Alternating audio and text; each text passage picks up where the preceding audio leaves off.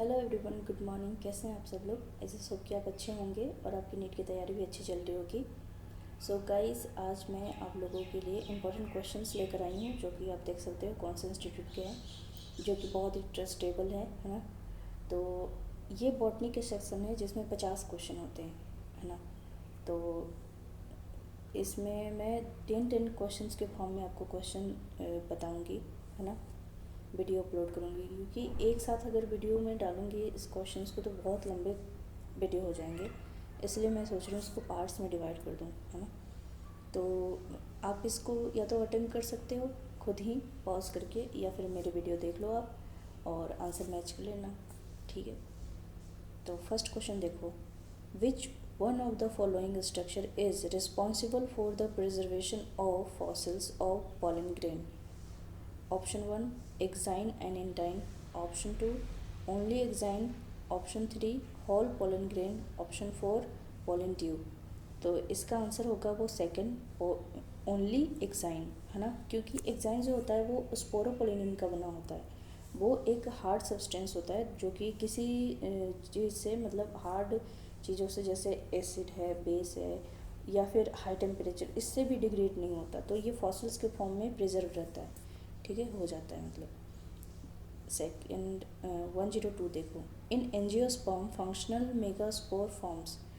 मतलब ये बोल रहा है कि जो फंक्शनल मेगास्पोर है उससे क्या बनता है ना। तो फंक्शनल मेगास्पोर से ऑप्शन देख लो पहले। फर्स्ट है पोलन सेक, सेकंड है एम्ब्रियोसेक, थर्ड है ओव्यूल, फोर है एंडोस्पर्म। तो इसका आंसर होगा एम्ब्रियोसेक। ये फीमेल स्ट्रक्चर है, तो पोलन शेक का दिखने का कोई मतलब नहीं है। तो answer is second, embryo shake. Third देख लो, थर्ड मतलब 103, है ना। Which of the following statement is incorrect. इसमें से गलत कौन सा है? फर्स्ट ऑप्शन देखो, sporopollenin is one of the most resistant organic material non, है ना।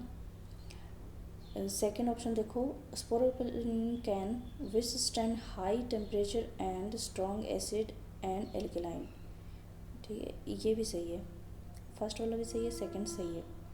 थर्ड देखो, ornamentations on exine help in taxonomy, yes, ये भी सही है। Many enzymes are known that degrade pollen sporopollenin, no, ऐसे कोई एंजाइम नहीं है जिसको स्पोरोपोलिन को डिग्रेड कर सकता है। तो ऑप्शन इज़ 4 सही है इसमें, है ना।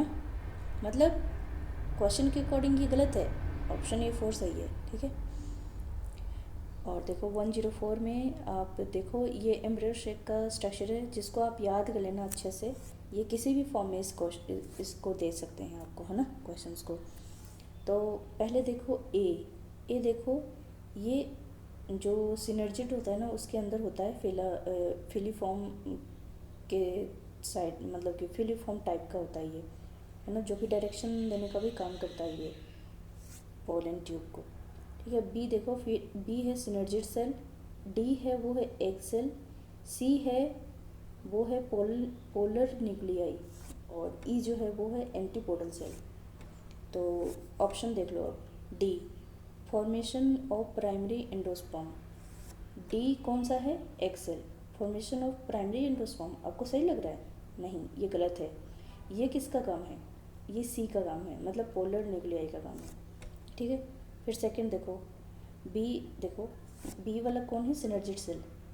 तो ये बोल रहा है कि entry of pollen tube in embryo sac, yes, ये सही लग रहा है ना। बाकी आगे देखते हैं अपन third option, e secrete chemical substance that attract male gametes. E का काम है ये? नो, ये ई का काम नहीं, ये सिनर्जिड सेल का काम है। ई तो एंटीपोडल सेल है, तो ये भी गलत है।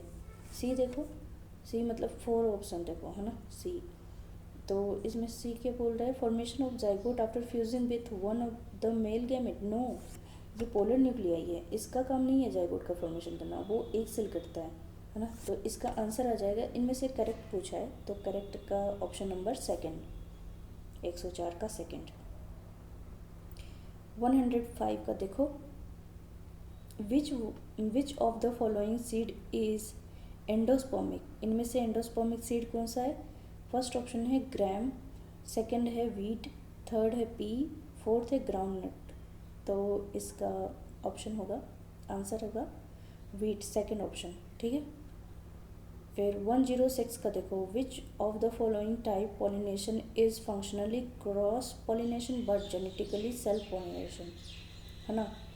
मतलब कि ऐसे प्लांट जो जेनेटिकली तो सेल्फ पॉलिनेशन होते हैं उसमें, लेकिन फंक्शनली जो होता है वो क्रॉस पॉलिनेशन का जैसा दिखाता है, वो जो होता है ना, ये जिटेनोगेमी में होता है बेसिकली, है ना।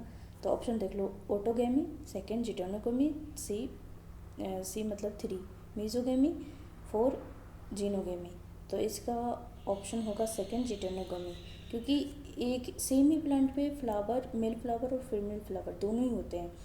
तो इसमें क्या होता है कि इसका जेनेटिक तो सेम ही है, क्योंकि एक ही प्लांट का है, लेकिन ये 2 अलग अलग फ्लावर होता है पॉलिनेशन इनका। तो ये मतलब कि एयर के साथ हो सकता है, तो क्रॉस पॉलिनेशन होता है इसमें, है ना। समझ गए आप? तो इसका ऑप्शन होगा सेकंड, 106 का सेकंड। 107 में देखो, 107, which type of pollination usually seen in sea grasses. Option देखो, anemophily, second hydrophily, C ornithophily, और 4 है एंटेमोफिली। तो इसका ऑप्शन है सेकंड हाइड्रोफिली, क्योंकि सी ग्रासेस है तो ये समुद्र में ही, पानी में ही होगा ना इसका भी पॉलिनेशन वगैरह, है ना। तो इसका ऑप्शन होगा 107 का सेकंड। 108 देखो, 108, 108, in some plants like coconut and cucurbits, both male and female flower are present on the same plants, that is called monoecious, which prevent, किसको ये प्रिवेंट मतलब कि रोक देते हैं। तो इसका ऑप्शन देखो, पहले both autogamy and geitonogamy, second geitonogamy but not autogamy, third है both geitonogamy and xenogamy, fourth है ऑटोगेमी बट नॉट जिटेनोगेमी। तो देखो, ये मोनेसिस प्लांट है, मतलब एक ही प्लांट में मेल और फीमेल दोनों के दोनों स्ट्रक्चर होंगे, है ना। तो ये किसको रोक देंगे? ये ऑटोगेमी को रोक देंगे, बट जिटेनोगेमी तो होगा ना, क्योंकि एक साथ 2 फ्लावर है, तो वो जिटेनोगेमी की तरह तो एक दूसरे पे मतलब पोलिनेशन तो कर ही सकते हैं, और जीनोगेमी भी हो सकता है इसमें, है ना। तो इसका ऑप्शन होगा 4, 108 का 4 ऑप्शन होगा ऑटोगेमी बट नॉट जिटेनोगेमी। समझ गए आप? आई जस्ट होप कि आप समझ गए होंगे। 109 में देखो, 109, nutritive layer of anther. Option देखो, फर्स्ट है एपिडर्मिस, सेकंड है टेपिटम, थर्ड है एंडोथीसियम, 4 है एंडोडर्मिस। ना, तो इसका आंसर होगा सेकंड। 109 का आंसर होगा सेकंड, टेपिटम। न्यूट्रिटिव लेयर होता है टेपिटम, है ना।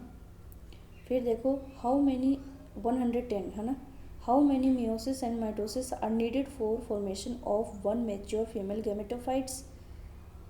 Gametophytes from megaspore mother cell. Megaspore mother cell से जो है वो मतलब कि मेगास्पोर मदर सेल से एक मेच्योर फीमेल गेमेटोफाइट बनने में कितने मियोसिस और कितने माइटोसिस बनते हैं, मतलब कितने बार माइटोसिस और कितने बार मियोसिस होता है। तो देखो, इसमें एक बार तो मियोसिस होता है और 3 बार माइटोसिस होता है।